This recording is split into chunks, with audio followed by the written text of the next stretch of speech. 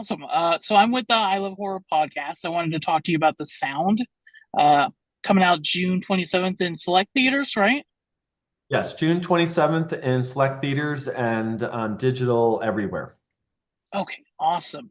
So I'm curious, Brenda, what came about for the idea for this? Where did that start? Well, I wish I could say I had, a lightning bolt struck me, but that's not my creative process. So I kind of Yeah. built it over a couple of years. But I'd say most of the impetus from it came from my personal background in ice climbing and rock climbing and mountaineering. And so it's always been something I've been interested because I do it myself.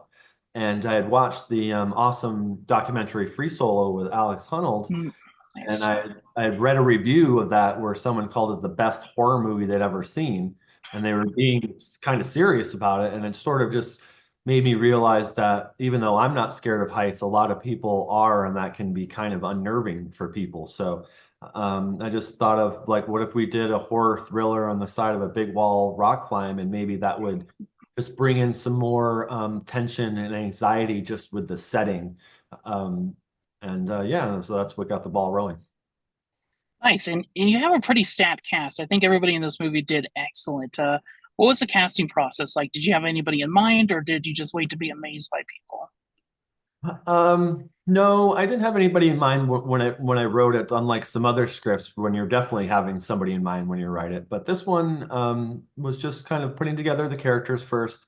And then during the casting process, we wanted to make sure that the actors who were portraying climbers had climbing backgrounds in their own personal lives. And because actors are obviously good at pretending to be a lawyer or a doctor or whatever, whatever their job is on screen. But being a professional rock climber involves years of muscle memory and just training that's at our budget level. I just couldn't afford to send them to like a 2-month rock climbing camp or something like that. So we approach casting with trying to find excellent actors who also were rock climbers, sort of how Catherine did in Point Break and got surfers who could act instead of casting actors and trying to teach them to surf. We kind of did the same thing with this and really tried to pull people in who had climbing backgrounds already.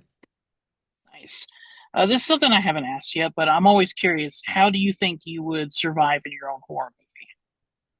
Oh, survive in my own horror movie. Well, I don't know if I would have made this climb. I probably would have been one of the people at the bottom going, yeah, I'll help you out from the bottom. But yeah, I'd like to think that maybe I would survive this one. Tough to say, tough to say. I'd 50-50 for me on this one. Nice. And let's say you met somebody on the street. How would you pitch this movie to Free Solo times the thing. them? Okay. Nice. I like it. And it does. I do like the mix of horror and sci-fi. Do you have any inspirations that kind of inspired you to go into filming, make something like this? Certainly the movie The Thing, I'm 52 Yeah. years old, and when I saw that, I'm sure against my parents' wishes, it was a little bit different back in 1983 where you sneak over to your friend's house who had HBO or something like that.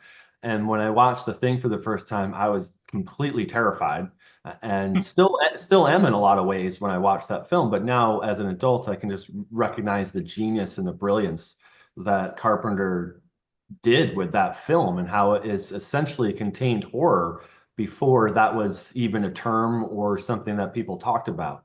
Something like The Thing, which is, I think, to me, is one of the perfect blends of sci-fi, psychological horror. There's obviously a huge gore aspect along with The Thing that maybe isn't present in this film, but certainly that was a huge uh, influence on my filmmaking is particularly in this genre. And yeah, I've always just really, really, really respected Carpenter as a filmmaker, obviously, but in particular that film really still stays with me 40 years later. It would Oh, test how great that film is, though.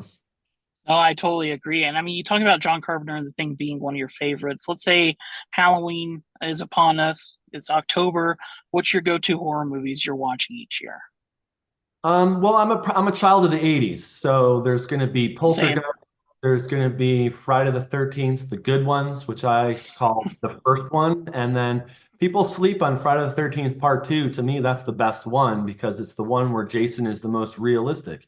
He doesn't have his True. hockey mask yet. He can be hurt. He lives in a little shack, with a pillowcase on top of his head, right? And with Yeah. his little altar to his mom. So yeah, I go back to kind of my 80s roots a lot of times with films, especially horror films. But there's been lots of really great horror films. I particularly love Event Horizon, which probably Yeah. not so much in a plot sort of way, obviously, but influenced me as being able to contemplate genre mixing. And what is Event Horizon? Is it a horror? Is it a space movie? Is it a sci-fi exploration movie? Is it a psychological thriller? It's all of those, right? And that's one of those films that really kind of got me going, wow, like you can do all that in one film, so. But yeah, I recently watched Alligator from 1981 and loved Yeah. it, right? Yeah. So I tend to go back to the 80s a little bit. That's just my age. No, I am too. I'm almost 40, man, and I still love 80s stuff. I still love Friday the 13th. I still love Nightmare on Elm Street. Uh, One big thing I like to ask is, with this being the great movie that it is, what do you have coming up next?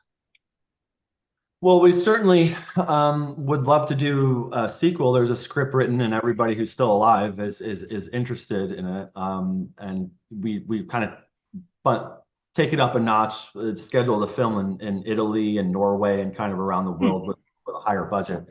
But the next project for me is more of a straight psychological thriller, not so much of a horror, kind of Michael Clayton-y, but not the law drama and that sort of thing. So I'm always looking at different ideas though. And people have been saying, well, you did a movie about rafting, you did a movie about rock climbing. What's your next horror film out there? And I'm a really big skier. I've been skiing since I was 4 years old. And I do have a pretty good idea for and kind of like a ski survival thriller horror thing. So maybe that'll come to fruition at some point. Yeah, throw the whole 80s spin on it. Instead of ski school, you can do ski goal or something like that. Yeah, Hot Dog the movie, but horror. Yeah, for sure. Well, Brendan, it was great talking to you. And where can people follow you and keep up all the great work that you're doing?